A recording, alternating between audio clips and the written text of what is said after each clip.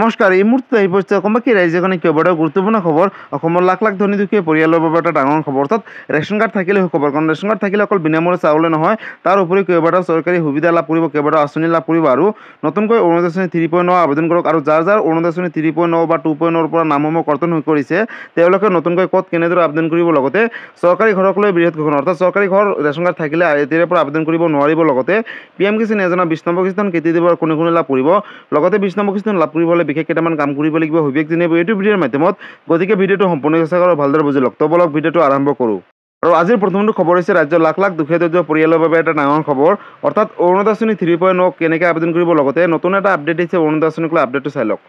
অৰুণোদয় আঁচনি নোপোৱা বা নাম কৰ্তন হোৱা মহিলাসকলৰ বাবে আহি গ'ল এটা ডাঙৰ খবৰ 3.0ত অন্তৰ্ভুক্ত হ'ব 37 লাখ হিতাধিকাৰীসকলক শীঘ্ৰেই কৰক আবেদন অৰ্থাৎ অৰুণোদয় আঁচনি 3.0ত 37 লাখ মহিলা আবেদন কৰিব পাৰিব অৰুণোদয় আঁচনি নোপোৱা বা নাম কৰ্তন হোৱা মহিলাসকলৰ বাবে এটা ডাঙৰ খবৰ অৰুণোদয় আঁচনি 3.0ত অন্তৰ্ভুক্ত হ'ব টোটেল 37 লাখ মহিলা বা হিতাধিকাৰীসকল শীঘ্ৰেই কৰক আবেদন অৰ্থাৎ লাখ লাখ মহিলাৰ বাবে এটা ডাঙৰ খবৰ অৰুণোদয় আঁচনি নোপোৱাকৈ কোনো মহিলা নাথাকিব এতিয়াৰে পৰা অৰ্থাৎ যাৰ ঘৰত ৰেচন কাৰ্ড আছে তেওঁলোকে অৰুণোদয় আঁচনি 3.0 পাবই বুলি ঘোষণা কৰিছে কোনো যোগ্য হিতাধিকাৰী অৰুণোদয় আঁচনিৰ পৰা বাদ নপৰিব এতিয়াৰে পৰা লগতে ৰাজ সাহায্যযুক্ত গেছ চিলিণ্ডাৰক লৈও ডাঙৰ সিদ্ধান্ত গ্ৰহণ কৰিলে চৰকাৰে 700 টকাতে গেছ চিলিণ্ডাৰ এতিয়াৰে পৰা ল'বলৈ সাজু হওক হিতাধিকাৰীসকলে অৰ্থাৎ ৰেচন কাৰ্ড থাকিলেহে লাভ কৰিব লগতে প্ৰতিটো চিলিণ্ডাৰত কমিব 300 টকাকৈ বুলি ঘোষণা কৰিছে আৰু মুখ্যমন্ত্ৰী ডক্টৰ হিমন্ত বিশ্ব শৰ্মাই এই ডাঙৰ সিদ্ধান্ত কৰিলে ৰাজ্যবাসীলৈ গতিকে অৰুণোদয় আঁচনি নোপোৱা বা নাম কৰ্তন হোৱা মহিলাসকলৰ বাবে আহি গ'ল এটা ভাল খবৰ যদিহে আপোনালোকে নতুনকৈ অৰুণোদয় আঁচনি আবেদন কৰিম বুলি ভাবিছে এটা অত্যন্ত জৰুৰী খবৰ অৰুণোদয় আঁচনি 3.0ত টোটেল 37 লাখ মহিলাক অন্তৰ্ভুক্ত কৰিব লগতে শীঘ্ৰেই কৰক ইয়াৰ বাবে আপোনালোকে আবেদন অৰ্থাৎ অৰুণোদয় আঁচনি 3.0 নোপোৱা কোনো মহিলাই নাথাকিব বুলি ইতিমধ্যে ঘোষণা কৰিছে চৰকাৰে আৰু কোনো যোগ্য হিতাধিকাৰী অৰ্থাৎ ৰেচন কাৰ্ড থকা প্ৰতিগৰাকী মহিলাই যাতে অৰুণোদয় আঁচনি 3.0 পায় বা লাভ কৰে লগতে 700 টকাতে গেছ চিলিণ্ডাৰ ল'বলৈ সাজু হওক হিতাধিকাৰীসকলে অৰুণোদয় আঁচনি নোপোৱা বা নাম কৰ্তন হোৱা মহিলাসকলৰ বাবে আহি গ'ল এটা ডাঙৰ খবৰ বন্ধুসকল যদিহে আপোনালোকে নতুনকৈ অৰুণোদয় আঁচনি 3.0 আবেদন কৰিম বুলি ভাবিছে বা আপোনালোকে পূৰ্বৰ পৰা পাই আহিছিলে আপোনালোকৰ নাম কিবা কাৰণত হয়তো কৰ্তন কৰিছে তেনেহ'লে আপোনালোকে চিন্তা কৰিব নালাগে কাৰণ নতুনকৈ অৰুণোদয় আঁচনি 3.0ত 37 লাখ মহিলাক অন্তৰ্ভুক্ত কৰিব বুলি ইতিমধ্যে ঘোষণা কৰিছে তাৰ বাবে ৰেচন কাৰ্ড থকাটো বাধ্যতামূলক অৰ্থাৎ যাৰ ঘৰত ৰেচন কাৰ্ড আছে তেওঁলোককহে নতুনকৈ অৰুণোদয় আঁচনি 3.0ত আবেদন কৰিব পাৰিব বা তেওঁলোকক অন্তৰ্ভুক্ত কৰিব আৰু কোনো যোগ্য পৰিয়াল যদি অৰুণোদয় আঁচনি 3.0 বা 2.0 পৰা পূৰ্বৰ পৰা পাইছিলে তেওঁলোকৰ নাম কিবা কাৰণত যদি কৰ্তন কৰিছে তেনেহ'লে নতুনকৈ অৰুণোদয় আঁচনি 3.0 আবেদন কৰিব পাৰিব আৰু তেওঁলোকে যদি যোগ্য বিবেচিত হয় তেনেহ'লে তেওঁলোকক অৰুণোদয় আঁচনি 3.0ত অন্তৰ্ভুক্ত কৰিব বুলি ইতিমধ্যে মুখ্যমন্ত্ৰী ডক্টৰ হিমন্ত বিশ্ব শৰ্মাই ঘোষণা কৰিছে গতিকে অৰুণোদয় আঁচনিক লৈ এইটো এটা ডাঙৰ আপডেট আছিলে আৰু আজিৰ পৰৱৰ্তী খবৰটো হৈছে ৰাজ্যবাসীৰ বাবে আন এটা ডাঙৰ খবৰ অৰ্থাৎ লাখ লাখ দুখীয়া দৰিদ্ৰ আৰু মধ্যবিত্ত পৰিয়াললৈ এইটো এটা অত্যন্ত জৰুৰী খবৰ যিহেতু ৰেচন কাৰ্ড থাকিলে এতিয়াৰে পৰা নাপাব চৰকাৰী ঘৰ অৰ্থাৎ ৰেচন কাৰ্ড থাকিলেই নহ'ব তাৰ উপৰিও কেইবাটাও ক্ৰাইটেৰিয়া লাগিব আপডেটটো প্ৰথমতে চাই লওক ৰেচন কাৰ্ড থাকিলে নাপাব চৰকাৰী পকী ঘৰ কেঁচা ঘৰ থাকিলেহে পাব এতিয়াৰে পৰা চৰকাৰী ঘৰ প্ৰকৃত হিতাধিকাৰীসকলক পুনৰীক্ষণ কৰা হ'ব বুলি ঘোষণা কৰিছে অৰ্থাৎ ৰেচন কাৰ্ড থাকিলেই নাপাব এতিয়াৰে পৰা চৰকাৰী পকী ঘৰ লগতে কেঁচা ঘৰ থাকিলেহে পাব এতিয়াৰে পৰা চৰকাৰী পকী ঘৰ অৰ্থাৎ দুখীয়া পৰিয়ালৰ কেঁচা ঘৰ থাকিলেহে লাভ কৰিব প্ৰকৃত হিতাধিকাৰীসকলক পুনৰীক্ষণ কৰা হ'ব নতুনকৈ বুলি ঘোষণা কৰিছে লগতে প্ৰতিগৰাকী ৰেচন কাৰ্ডৰ হিতাধিকাৰীসকলৰ কেঁচা ঘৰ নাথাকিব পাৰে বুলি ঘোষণা কৰিছে লগতে চৰকাৰী চতুৰ্থ বৰ্গৰ কৰ্মচাৰীৰো আছে ৰেচন কাৰ্ড আৰু তেওঁলোকৰ হয়তো পকী ঘৰ ইতিমধ্যে আছে বহু লোকে ভুৱাকৈ দাখিল কৰিছে আয়ৰ প্ৰমাণপত্ৰ বুলি ইতিমধ্যে ঘোষণা কৰিছে লগতে সকলোবোৰ পুনৰীক্ষণৰ অন্ততহে প্ৰদান কৰা হ'ব চৰকাৰী পকী ঘৰ অৰ্থাৎ অসমবাসী ৰাইজৰ যিসকলৰ ঘৰত ৰেচন কাৰ্ড আছে আৰু যাৰ ঘৰত কেঁচা ঘৰ আছে তেওঁলোকেহে পাব নতুনকৈ চৰকাৰী পকী ঘৰ আৰু বন্ধুসকল যদিহে আপোনালোকৰ ঘৰত ৰেচন কাৰ্ড আছে তাৰ উপৰিও যদি আপোনালোকৰ ঘৰত পকী ঘৰ আছে তেনেহ'লে যদি আপোনালোকে ৰেচন কাৰ্ডৰ জৰিয়তে নতুনকৈ চৰকাৰী ঘৰ আবেদন কৰে তেনে ক্ষেত্ৰত কিন্তু আপোনালোকে বঞ্চিত হ'ব কাৰণ যিসকল দুখীয়া দৰিদ্ৰ আৰু মধ্যবিত্ত পৰিয়াল কেঁচা ঘৰত আছে আৰু যিসকলে যোগ্য হ'ব তেওঁলোকে নতুনকৈ চৰকাৰী পকী ঘৰ দিব বুলি ইতিমধ্যে চৰকাৰে ঘোষণা কৰিছে গতিকে চৰকাৰীসকললৈ এইটো এটা ডাঙৰ আপডেট আছিলে আৰু আজিৰ পৰৱৰ্তী খবৰটো হৈছে ৰাজ্যবাসীৰ বাবে আন এটা ডাঙৰ খবৰ অৰ্থাৎ লাখ লাখ দুখীয়া দৰিদ্ৰ মধ্যবিত্ত পৰিয়ালৰ বাবে ৰেচন কাৰ্ডক লৈ নতুন এটা আপডেট আহিছে অৰ্থাৎ ৰেচন কাৰ্ড থাকিলে অকল বিনামূলীয়া চাউলে নহয় নতুন এটা আপডেট আহিছে আপডেটটো এবাৰ চাই লওক ৰাজ্যৰ যুৱক যুৱতীসকলে পাব 2 লাখ টকা লগতে গছপুলি ৰোৱা মহিলা শীঘ্ৰেই পাব 10,000 টকা মুখ্যমন্ত্ৰী ডক্টৰ হিমন্ত বিশ্ব শৰ্মাই 30টাকৈ ডাঙৰ সিদ্ধান্ত গ্ৰহণ কৰিছে মুখ্যমন্ত্ৰী আত্মনিৰ্ভৰশীল অসম অভিযান 2.0 আঁচনিক লৈ বৃহৎ ঘোষণা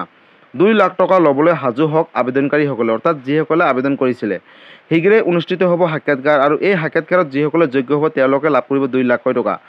আত্মনিৰ্ভৰশীল অসম অভিযান 2.0 আঁচনিক লৈ মুখ্যমন্ত্ৰী ডক্টৰ হিমন্ত বিশ্ব শৰ্মাই বৃহৎ মন্তব্য কৰিলে। প্ৰতিজন যোগ্য যুৱক যুৱতীসকলে পাব 2 লাখকৈ টকা, অৰ্থাৎ যিসকলে যোগ্য হ'ব 25,000 যুৱক যুৱতীসকলে প্ৰথমতে লাভ কৰিব 1 লাখকৈ টকা। আৰু এই 1 লাখ টকা লাভ কৰাসকল কাম পৰিদৰ্শন কৰা হ'ব অহা আগষ্ট মাহত। উদ্যোগী কামত বিনিয়োগ কৰাসকলক পুনৰ দিয়া হ'ব 1 লাখকৈ টকা, অৰ্থাৎ এই 1 লাখ টকা ভালকৈ ব্যৱহাৰ কৰিলেহে নেক্সটত আৰু 1 লাখকৈ টকা দিব। সাক্ষাৎকাৰৰ বাবে সাজু হওক যিসকলে আত্মনিৰ্ভৰশীল অসম অভিযান 2.0 আঁচনি আবেদন কৰিছিলে। 30 মে'ৰ ভিতৰত সম্পূৰ্ণ হ'ব সাক্ষাৎকাৰৰ কাম। সাক্ষাৎকাৰত বাছনি হ'লে পাব চিএম ত্ৰিপুলৰ 1 লাখকৈ টকা প্ৰথম কিস্তিত। লগতে ৰাজ্যৰ লাখ লাখ ৰেচন কাৰ্ডৰ গৰাকীৰ বাবে এটা ডাঙৰ খবৰ, অৰ্থাৎ যাৰ যাৰ ঘৰত ৰেচন কাৰ্ড আছে 1 অক্টোবৰ তাৰিখৰ পৰা অতি কম দামতে লাভ কৰিব চেনি, দাইল, নিমখ আৰু গেছ চিলিণ্ডাৰ।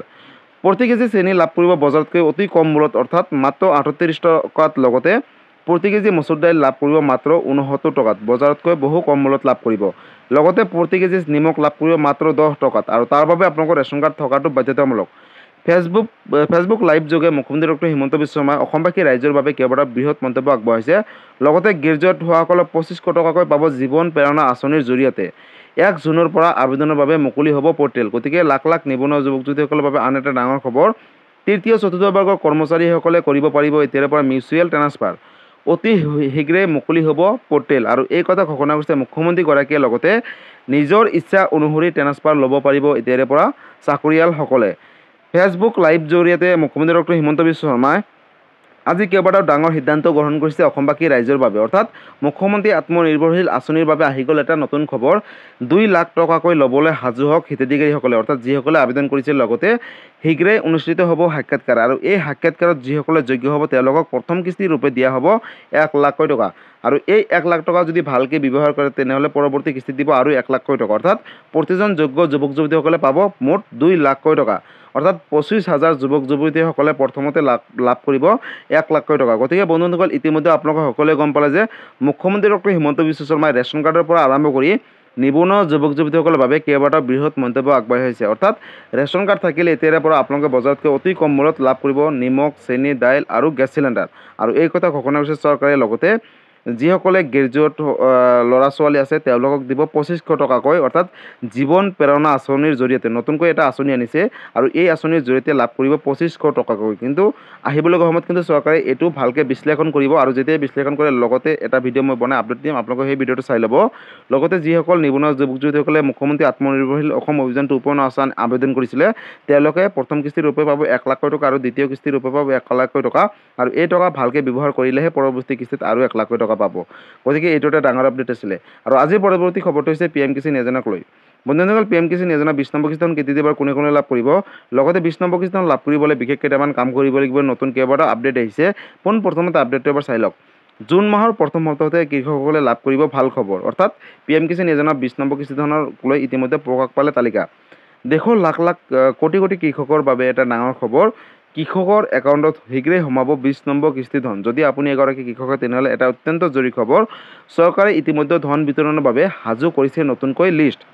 এই মাহতে কৰি লওক এইকেইটা কাম, অৰ্থাৎ আপোনালোকে অতি শীঘ্ৰেই বিশেষ কেইটামান কাম কৰক।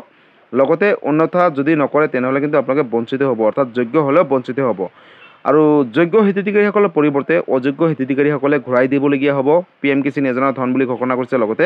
জুন মাহৰ প্ৰথম সপ্তাহতে সোমাব পাৰে PM কিষাণ যোজনাৰ অধীনত 20 নম্বৰ কিস্তি ধন। তাৰ বাবে আজিয়ে কৰি লওক PM কিষাণ যোজনাৰ ৱেবছাইটত গৈ কৃষকসকলে EKYC,